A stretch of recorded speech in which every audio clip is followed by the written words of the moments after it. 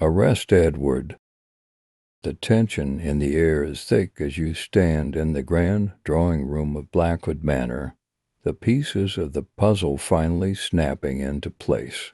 Edward Blackwood, who had been pacing nervously throughout the investigation, now stands frozen, his eyes wide as he senses the walls closing in on him. "Edward," you say slowly, your voice cutting through the silence. "It was you, wasn't it?" His face pales, and his hands clench into fists at his sides. "That's ridiculous. Why would I kill my own mother?" He blurts out, his voice trembling. "You had more to lose than anyone else. Your mother was planning to rewrite her will, cutting you out of the family fortune entirely.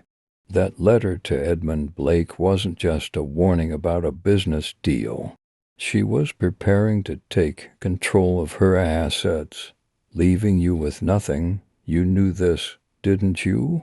Edward's eyes dart around the room, desperately searching for an escape, but there's nowhere to go.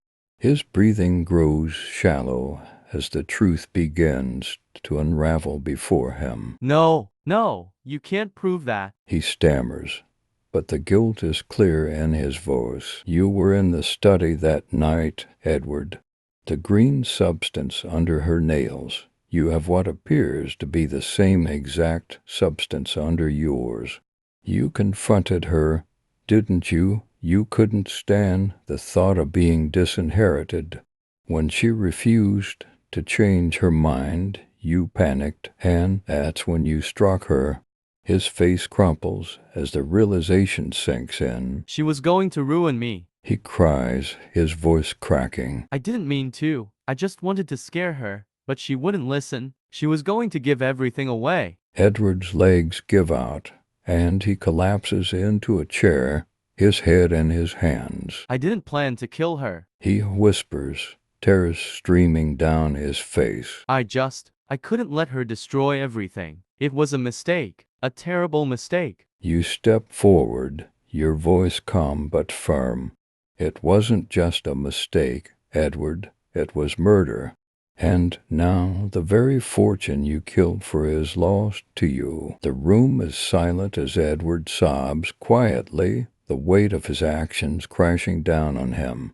Justice has been served, but the cost, an entire family shattered by greed and desperation, hangs heavy in the air.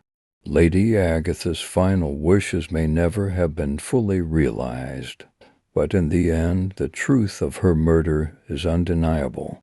Edward Blackwood's ambition, his fear of losing the family fortune, drove him to commit the unthinkable. As the police arrive to take Edward away, the legacy of Blackwood Manor is forever changed, haunted by the choices that led to Lady Agatha's untimely death.